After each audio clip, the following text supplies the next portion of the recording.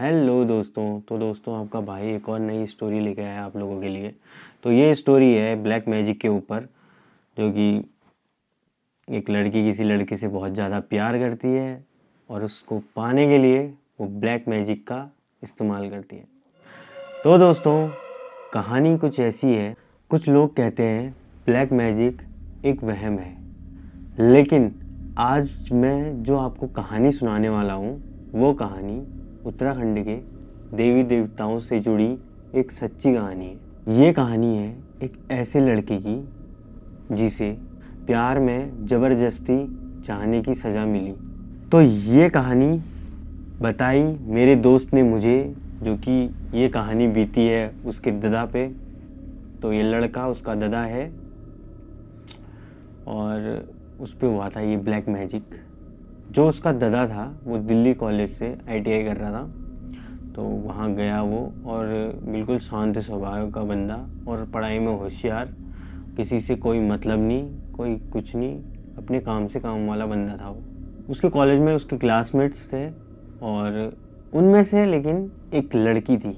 लड़की बिल्कुल अलग मिजाज की थी, हंसमुख टाइप की, और उसको देख के ऐसा लगता था कि मतलब हाँ इसमें कुछ बात है, कुछ अलग सी।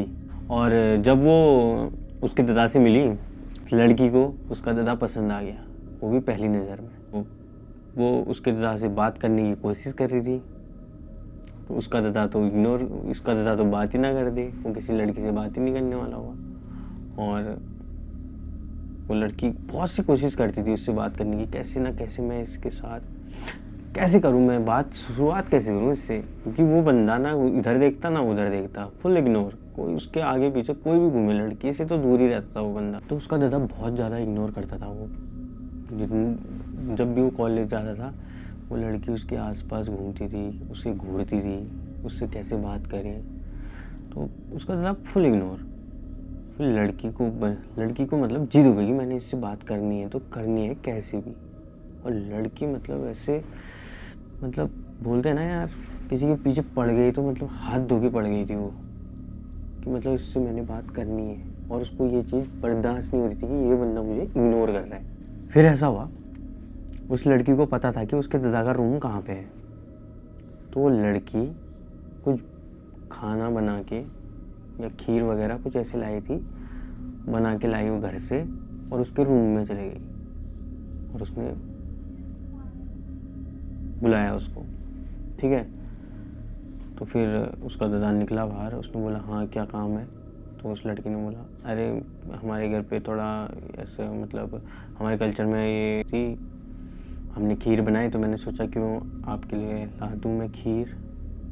तो वो खीर वगैरह लाई और रख दी और बोला कि आप खा लेना, ठीक। खीर दे के वहाँ पे से चले गई। तो फिर उसके दादा को भी भूख लगी थी, तो उसने बोला चल यार आज खीर ही खा लेता हूँ, खीर खा के ही सो जाऊँगा।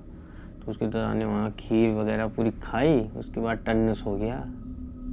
और वो खीर जब खाई ना, उसके बाद वहीं से उनकी ज़िंदगी बदलना स्टार्ट हो गई। धीरे धीरे उसके दादा का मन पढ़ाई से दूर हो गया। वो उतना होशियार बच्चा, वो धीरे धीरे मतलब उसको पढ़ने का मन ही नहीं लगा। फर्स्ट स्टेप तो ये हुआ उसके साथ। धीरे धीरे उसको बेचैनी होने लगी, अजीब अजीब ख्याल आने लगे, उसकी हार्ट बीट बहुत ज़्यादा तेज़ हो जाने वाली हुई। फिर एक दिन अचानक से उसने अपने घर में फ़ोन किया, जब उसकी हालत बहुत ज़्यादा बिगड़ गई थी। माँ मेरा मन यहाँ नहीं लग रहा है, माँ मुझे बहुत अजीब अजीब ख्याल आ रहे हैं और मेरी हार्ट बीट इतनी तेज़ हो जा रही है कि रुकने का नाम नहीं ले रही, मुझे बहुत ज़्यादा डर लग रहा है माँ। उसकी माँ और उसके घर वाले सब डर गए कि हाँ इतना करके हमने इसको वहाँ भेजा और वहाँ इसकी ऐसी हालत कैसे हुई। फिर उसको घर बुलाया, तो फिर जैसे वो घर पहुँचा तो उसकी हालत देखी, पतला सा हो गया था, मुंह भी काला टाइप का हो गया था उसका। और घर वाले देख के ही डर गए उसको कि ये नशा वशा करने तो नहीं लग गया, वहाँ दिल्ली आके तो लोग नशा वशा कर लेते हैं, क्या पता एज ही ऐसी है। फिर घर वाले बहुत ज़्यादा टेंशन में हो गए और डर गए। पहले तो उन्होंने पहले डॉक्टर को दिखाया, क्या पता कहीं कोई नशा वशा तो नहीं करने लग गया है। सब चेकअप वगैरह कराया तो उसमें तो कुछ, डॉक्टरों ने बोला रिपोर्ट में ऐसा तो कुछ है ही नहीं। फिर उन्होंने सोचा एक बार देवी देवताओं के पास ले जाते हैं इसको। तो डंगरिया ने जैसे ही मतलब उस बंदे को देखा ना, तो पहले ही बोल दिया, हाँ इस पे कुछ ना कुछ काला जादू किया गया है, इधर आ, पास आ। तो फिर वो सारी कहानी उसकी नाड़ी पकड़ते हैं, नसें, तो उसको ऐसे, हाँ उस लड़की ने तेरे अंदर काला जादू कर दिया है, थी ना तेरे पीछे कोई एक लड़की पड़ी थी। तो बोलते हैं, हाँ आपको कैसे पता? मुझे सब पता है।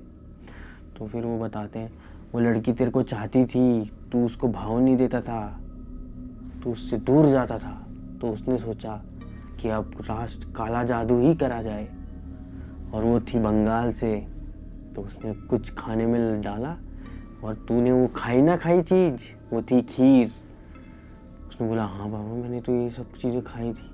उसने बोला, हाँ तेरे को खिला दिया गया है, तेरे अंदर तो काला जादू कर दिया है। तो फिर देवताओं ने कुछ विभूति में ऐसे मंत्र वंत्र पढ़े और फिर ऐसे उसके माथे में लगाया, हट करके इस टाइप के लगाया। उसके बाद ऐसे विभूति करके उड़ाई। तो उसके बाद वो थोड़ा मतलब उसको हल्का फील हुआ उस टाइम, हाँ मतलब।